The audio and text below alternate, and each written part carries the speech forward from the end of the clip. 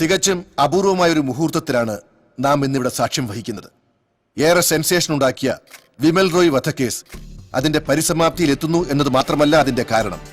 കേരള പോലീസും CBIയും പരസ്പരം കൈകോർത്ത് പിടിച്ചിട്ടാണ് ഈ നേട്ടം കരസ്ഥമാക്കിയത് എന്നതാണ്. കൂടുതൽ വിവരങ്ങൾ CBI ഓഫീസർ നന്ദിനി വർമ്മ തന്നെ പറയട്ടെ. Thank you sir. പ്രതികളിൽ ഒരാളായ സഞ്ജനയെ കേരള പോലീസ് നേരത്തെ തന്നെ കണ്ടെത്തിയിരുന്നു. കേരള പോലീസിന്റെ നിഗമനങ്ങളെ പിന്തുടർന്നു തന്നെയാണ് ഞാൻ യഥാർത്ഥ പ്രതിയെ കണ്ടെത്തിയത്. തുടക്കത്തിൽ ഈ കേസ് അന്വേഷിച്ച സത്യനാഥനെയും ഞാനിവിടെ പ്രതീക്ഷിച്ചെങ്കിലും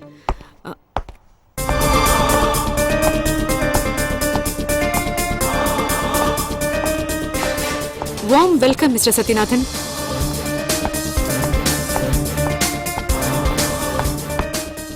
മാഡം, ഈ പ്രസ് മീറ്റിംഗ് നിർത്തിവെക്കണം. നിർത്തിവെക്കാനോ? എന്തിന്? ഈ കേസ് സംബന്ധമായ ചില കാര്യങ്ങൾ എനിക്ക് മാഡത്തോട് സംസാരിക്കാനുണ്ട്. ഇങ്ങോട്ട് വരരുതെന്ന് ഞാൻ ഇന്നലെ വാൺ ചെയ്തതാ. ഇല്ലാ കഥകളും പറഞ്ഞ് ഷൈൻ ചെയ്യാനാണ് ഉദ്ദേശമെങ്കിൽ അത് നടക്കില്ല. Please quit the place. Shine ചെയ്യാനായിരുന്നെങ്കിൽ ഈ പത്രസമ്മേളനം ഒരു ദിവസത്തേക്ക് മാറ്റിവെക്കണമെന്ന് സാറിനോടും മാഡത്തിനോട് റിക്വസ്റ്റ് ചെയ്യേണ്ട ആവശ്യമില്ലായിരുന്നു എനിക്ക്.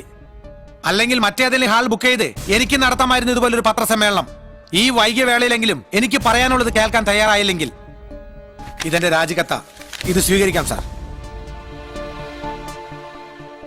വേണ്ട സർ.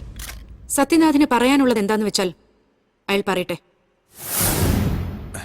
മാഡം, ഈ പ്രസ് മീറ്റ് നോ പ്രോബ്ലം. എന്തായാലും നിങ്ങൾക്ക് പറയാനുള്ളതും ഈ കേസ് സംബന്ധിച്ച കാര്യമാണല്ലോ. മീഡിയയും അറിയട്ടെ അത്. ഇനി യാതൊരു കഴമ്പുമില്ലാത്ത കാര്യങ്ങളാണ് നിങ്ങൾ പറയുന്നതെങ്കിൽ ലോകം മുഴുവൻ ലൈവായി കാണട്ടെ. നിങ്ങൾ കേരള പോലീസിന്റെ കഴിവുകേട്.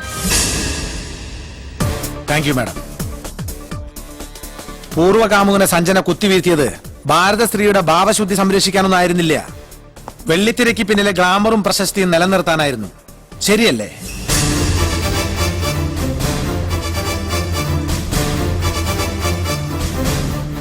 കാണാൻ കൊള്ളാവുന്ന പെമ്പിള്ളരെയെല്ലാം AC സൂട്ടിലെ തണുപ്പിൽ കമ്പിളിയാക്കണമെന്ന് ആഗ്രഹിക്കുന്ന മലയാളത്തിന്റെ സ്വന്തം യുവതാരം കിരൺ സഞ്ജനയുടെ മാനത്തിന് 10 ലക്ഷം രൂപ വിലയിട്ട് വന്ന് വിമലിനെ കൊന്ന് അവളുടെ സിനിമാ ഭാവി ഇല്ലാതാക്കണമെന്ന് ഇയാൾക്ക് തോന്നിയിരിക്കാം.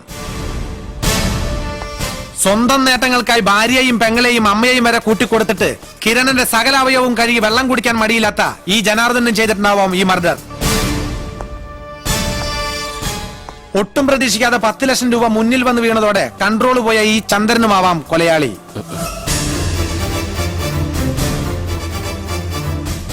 മാഡത്തിന്റെ കണ്ടെത്തലുകളും തെറ്റില്ല, എല്ലാം ശരി തന്നെ. പക്ഷേ വിമലിന്റെ തല ഭിത്തിലൂടെ പോകുന്ന പൈപ്പിൽ ഇടിച്ചു എന്ന് ചന്ദ്രൻ സമ്മതിച്ച ഉടനെ അയാളെ പ്രതിയാക്കി കേസ് ക്ലോസ് ചെയ്യാൻ കേരള പോലീസിനും ആഭ്യന്തരമന്ത്രിയും കൂട്ടുപിടിച്ച് ഇങ്ങനൊരു പത്രസമ്മേളനം വിളിച്ചു കൂട്ടുന്നതിന് മുമ്പ് മാഡം ചെറിയൊരു പോയിന്റ് ശ്രദ്ധിക്കണമായിരുന്നു. ആ പൈപ്പിൽ നിന്ന് 3 അടി, കൃത്യമായി പറഞ്ഞാൽ 3 അടി 2 ഇഞ്ച് മാറിയായിരുന്നു ഡെഡ് ബോഡി കടന്നിരുന്നത്. അന്നത്തെ ഫോട്ടോസ് പരിശോധിച്ചാൽ മനസ്സിലാവാത്. ഓ, ഇതായിരുന്നോ വലിയ കണ്ടുപിടുത്തം? എനിക്ക് നിങ്ങളോട് സഹതാപം തോന്നുന്നു മിസ്റ്റർ സത്യനാഥൻ. പൈപ്പിലിടിച്ച് വീണ വിമൽ മരണവെപ്രാളത്തിൽ പിടഞ്ഞിരിക്കാം. അയാൾ വീണെടുത്തു നിന്നും ഉരുണ്ട് നീങ്ങിയതാവാം ഈ പറഞ്ഞ 3 അടി 2 ഇഞ്ച് ദൂരം. ഓക്കെ, സമ്മതിച്ചു. അങ്ങനെയാവാം. പൈപ്പിലിടിച്ച് ഇടിയാണ് മരണകാരണമെങ്കിൽ അയാൾ വീണെടുത്ത് മുഴുവൻ ചോരപ്പാടുകൾ കാണേണ്ടതായിരുന്നു. എങ്ങനെയും പണവുമായി രക്ഷപ്പെടാൻ ഉദ്ദേശിച്ച ചന്ദ്രനിടിച്ച ഇടി ഒരാളുടെ തലയൊട്ടി പിളർക്കാനും മാത്രം മാരകമാവില്ല മാഡം. അത്ര ഫോഴ്സിലാണ് ഇടിച്ചെങ്കിൽ തന്നെ തുരുമ്പ് പിടിച്ച ആ പൈപ്പ് തകർന്ന് തരിപ്പണമായി പോയി തന്നെ. എന്താ മാഡം, ഇപ്പോഴും എന്നോട് സഹതാപം തോന്നുന്നുണ്ടോ? ചന്ദ്രനെ നേരത്തെ എന്റെ കയ്യിൽ കിട്ടിയതുകൊണ്ട് ഇയാളുടെ മൊഴിയിലെ പ്രശ്നങ്ങൾ എനിക്ക് ബോധ്യമായിരുന്നു. പക്ഷേ ഈ ചന്ദ്രനിലേക്ക് എത്താൻ CBI-ക്കാർ ലളിതയും കിരണും വഴി ചുറ്റിത്തിരിയുമ്പോൾ മറ്റൊരു കൊലയാളിയുടെ സാന്നിധ്യം ഈ കേസിലുണ്ടെന്ന് തോന്നിയ ഞാൻ വിമൽ റോയ് എന്ന ക്രിമിനലിന്റെ ഗിരണ്ട ഭൂതകാലത്തിലൂടെ ഒന്ന് സഞ്ചരിക്കുകയായിരുന്നു. പളനിയിലേക്ക് ഇന്ന് എല്ലാവരെയും തെറ്റിദ്ധരിപ്പിച്ച് ഗോവയ്ക്ക് നടത്തിയ യാത്രയിലാണ് ഞാൻ വേറൊരു കഥ അറിയുന്നത്. ഒരു 15 വയസ്സുകാരി പെൺകുട്ടിയുടെ കഥ. ചെറുപ്പത്തിലെ അമ്മ നഷ്ടപ്പെട്ട അവൾക്ക് എല്ലാം അച്ഛനായിരുന്നു. സഞ്ജനയുടെ അനുഭവം വിമലിൽ നിന്നും അവൾക്കുമുണ്ടായി. 10ാം ക്ലാസ്സിൽ പഠിക്കുന്ന ഒരു വിദ്യാർത്ഥിനിക്ക് താങ്ങാൻ പറ്റാത്തതായിരുന്നു അത്. പരീക്ഷ ഹാളിൽ നിന്ന് മാനസിക നില തെറ്റി നിലവിളിച്ചു കൊണ്ടോടിയ ആ പെൺകുട്ടിയുടെ ചിത്രം മനസ്സിൽ നിന്നൊരിക്കലും മായില്ലെന്ന ഗോവയിൽ അവൾ അധ്യാപകർ എന്നോട് പറഞ്ഞത്. കാരണം എല്ലാ ക്ലാസ്സിലും അവളായിരുന്നു അവരുടെ റാങ്ക് ഹോൾഡർ. ഓക്കെ, സമ്മതിച്ചു. പക്ഷേ ഇതൊക്കെ എന്തിനാ ഇപ്പൊ പറയുന്നതെന്നാ എനിക്ക് മനസ്സിലാവാത്തത്. ഞാൻ പറയട്ടെ മാഡം, കൊല ചെയ്തത് ആരായാലും വിമൽ കൊല്ലപ്പെട്ട രാത്രി പരിഭ്രാന്തിയോടെ ഹൈവേയിലെത്തിയ അയാൾ ചരക്കിറക്കി മടങ്ങിയ ഒരു ലോറിയിൽ കയറി കോയമ്പത്തൂരിൽ ഇറങ്ങി. വൈകിട്ടത്തെ തമിഴ് പത്രത്തിലും പിറ്റേന്നത്തെ പാലക്കാട് എഡിഷൻ മലയാള പത്രങ്ങളിലും വിമലിന്റെ മരണവാർത്ത കാണാതെ വിമൽ മരിച്ചിട്ടില്ല എന്ന് പരിഭ്രാന്തിയോടെ അയാൾ വിമലിനെ തേടി വിമൽ താമസിച്ചിരുന്ന ലോഡ്ജിൽ വീണ്ടും എത്തി. ആര്? ഞാൻ പറഞ്ഞ കഥയിലെ പെൺകുട്ടിയെ ജീവന് തുല്യം സ്നേഹിച്ച, അവൾ സ്നേഹിച്ച ഒരാൾ. അയാളാണ് ഈ കൊലപാതകത്തിന് പിന്നിൽ.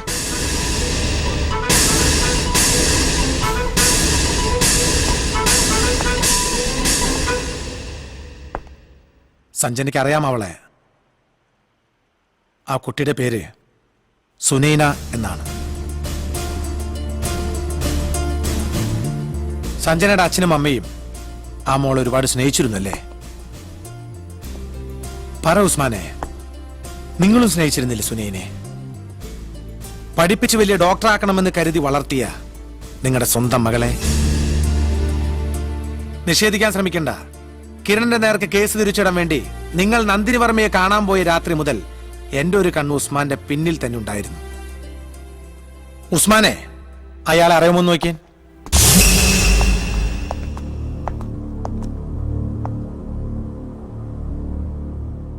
ഇയാളാ 2 തവണയും വിമൽ അന്വേഷിച്ച് ലോഡ്ജിൽ വന്നത്.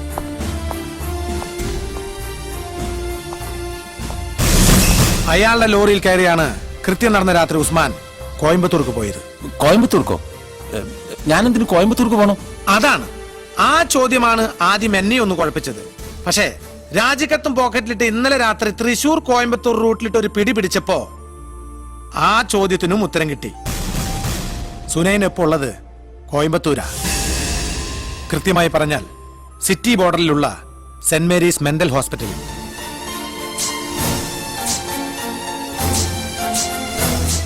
വിമലിനെ വകവരുത്തിയ ശേഷം കോയമ്പത്തൂരിലെ ഹോസ്പിറ്റലിലെത്തിയ നിങ്ങൾ മകളോടുള്ള കടമ നിർവഹിച്ച സംതൃപ്തിയോടെ അവിടെ മധുരം വിതരണം ചെയ്തു. ഒരു പകൽ മുഴുവൻ മകളോടൊപ്പം ചെലവഴിച്ചു. അതിനും തെളിവുണ്ട് ഉസ്മാനിക്ക. ദാ നോക്ക്.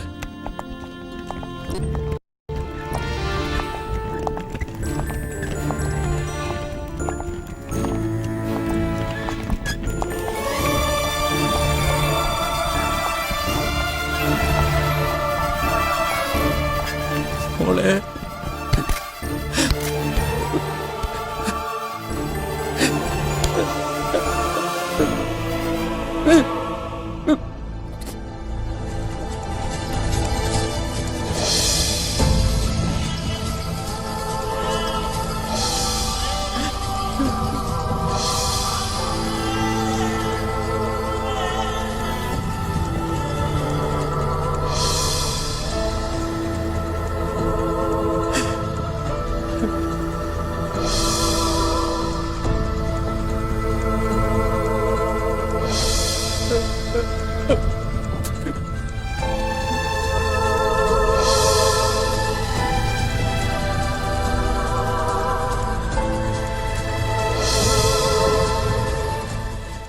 ഡോക്ടറാകാൻ വേണ്ടി കഷ്ടപ്പെട്ട് പഠിച്ചു വളർന്ന എന്റെ കുഞ്ഞിന്റെ അവസ്ഥ കണ്ടോ സാറുമാരെ?